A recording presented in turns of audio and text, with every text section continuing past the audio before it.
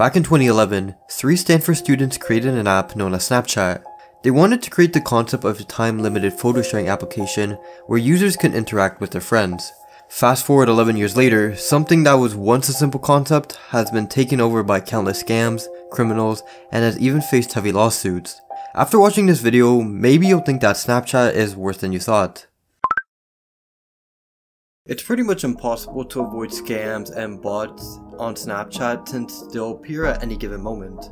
From malicious scams, fraud, and probably the most popular that's been popping up everywhere, and not just Snapchat, but it's explicit content scams. The thing is, most of these things have been done since the early days of Snapchat, but nothing has been done. For reference, here are a couple of screenshots of users I had to block last year, and this is because they were sending me sexual messages. So now you're probably wondering, who are these people and how are they adding me?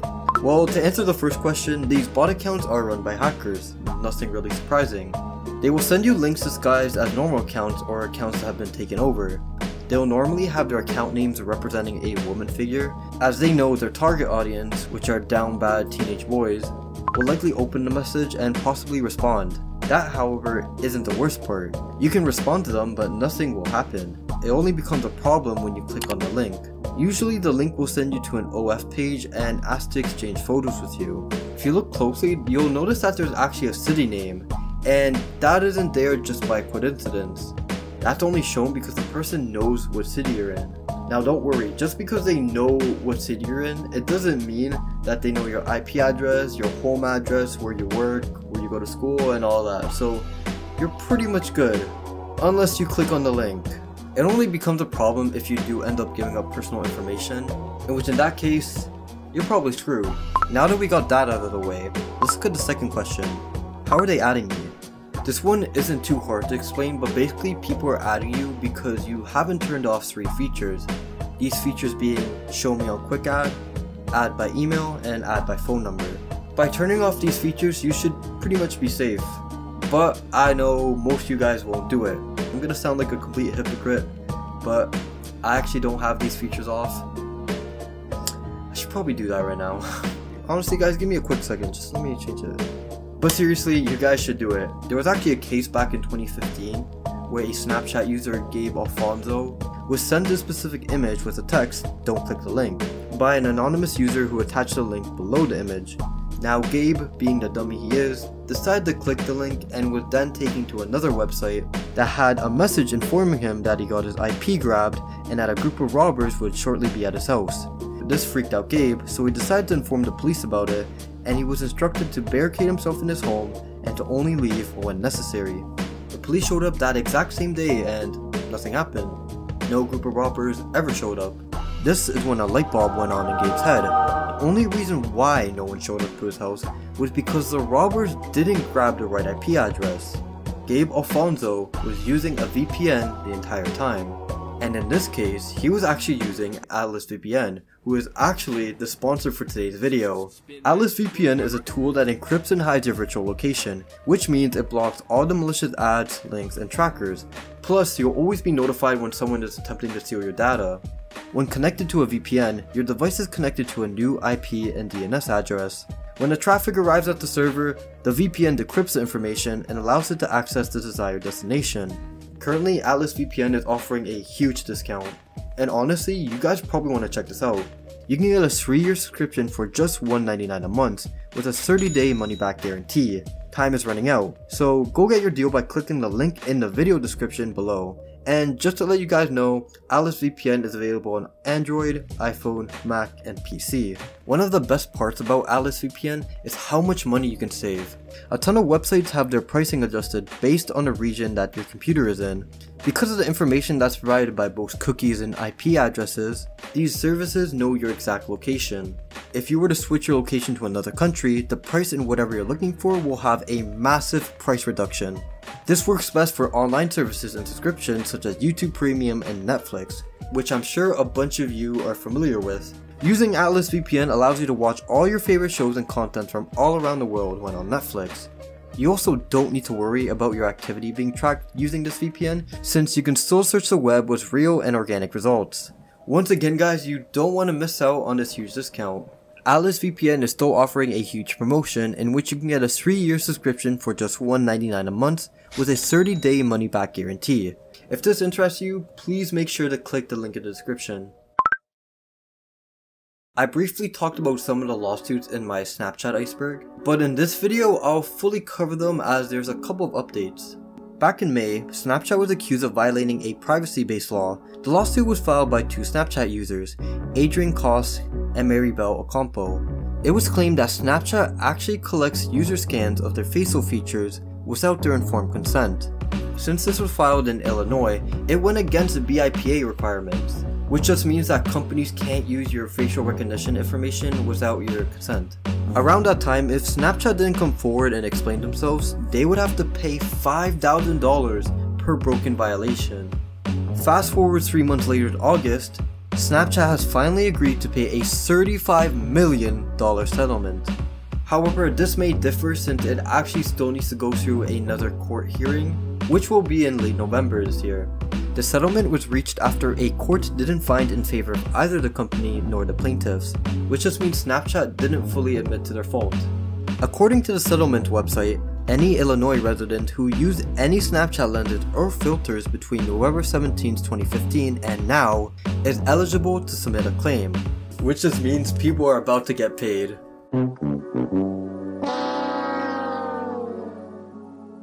Another similar situation occurred all the way back in May 2019 when it was reported that numerous Snapchat employees had gained access to personal users' data.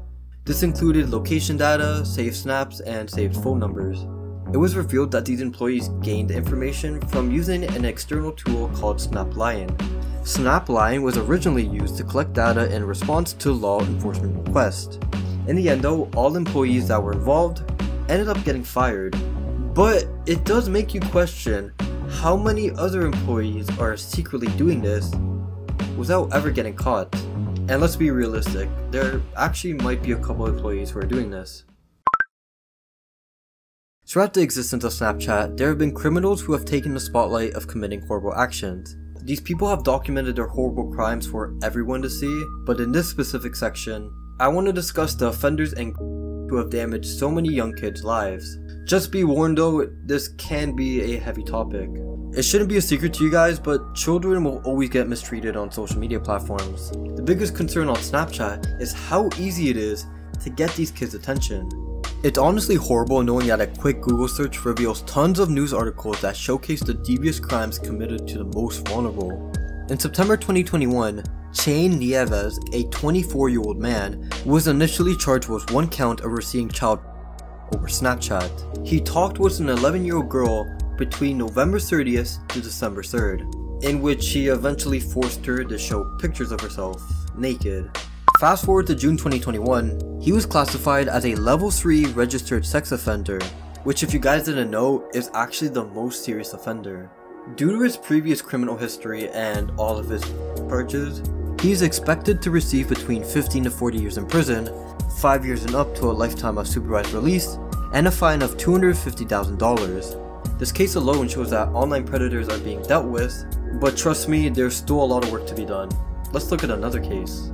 Joshua Morrell, a 13-year-old girl before meeting up for sex.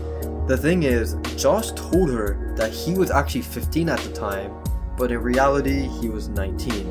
He would often compliment her and reassure that he would buy her literally everything, even admitting that he would spend up to 500 euros on her, which is an absurd amount of money to spend on a complete stranger, especially a child. But a couple days after texting her that, they met up and proceeded to have sex, later telling her on another Snapchat account that he plans to marry her when she turns 16. Once again after this, they went to go have more unprotected sex, in which he was then taken into custody just a month later. So what was his penalty? 5.5 years in a youth detention center, in which half will be served on license. On top of that, he was also handed a 12-year sexual harm prevention order and restraining order.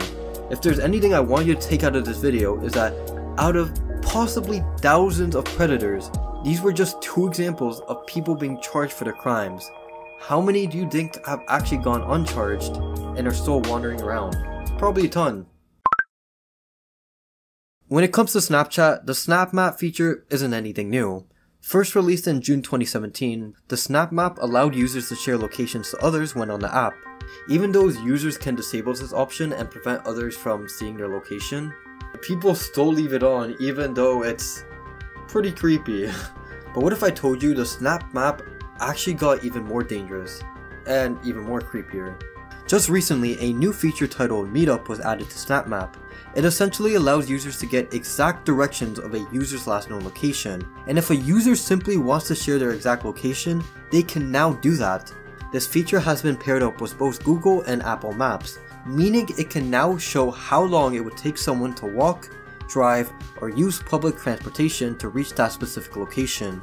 Realistically, people can see your workplace, your school, where you live, where you went to last time. It's just, the list goes on and on. Like, what was going through their mind when they made this? Oh yeah, and just to make things better, they can also see the fastest route to get to that location. So, just good job, Snapchat. Oh, and on top of that, users aren't notified when someone else searches for the location with Meetup. So they can pretty much spy on you and you'll never know. The only safe part I've seen about this update is that users can only use this feature with their in-app friends and can restrict who's able to see the location on Snapmaps. They can also use ghost mode, which is another feature I recommend everyone using. Because realistically, why do you want anyone else besides your friends or family to know your location? Then look, I don't want you guys to be paranoid and believe that every stranger or every person that you haven't talked to is out there trying to stalk you and like potentially harm you. That's a bad mindset, that's unhealthy. I would never tell you guys that. I will tell you though, you just gotta look out for yourself. Something else I should tell you, which is really important, but Snapchat never actually announced this update. You know how most platforms will show you an update screen and explain what they did? Well, Snapchat never did. Which is odd since you'll usually get a message from Team Snapchat, but for this update, nothing. Literally nothing.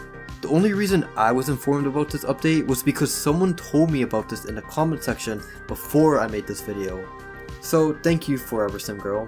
Moving along, let's talk about the Discover page. This page shows stories and videos from outside publishers. What was initially meant to be a huge source of entertainment on the app quickly become hot garbage. If you've actually somehow taken the time out of your day to read some of these headlines and to actually watch the videos, you would be questioning why they added them in the first place. But not only that, you would also see the insane amount of inappropriate references that are being shown to a young audience. If you've noticed, other platforms such as Instagram show the same similarities. Take a quick scroll through the Explore page and see for yourself. My only question is, why is this content being pushed out? I know there's some people who actually are looking for these types of things, but there's a lot of people who aren't and are being recommended this.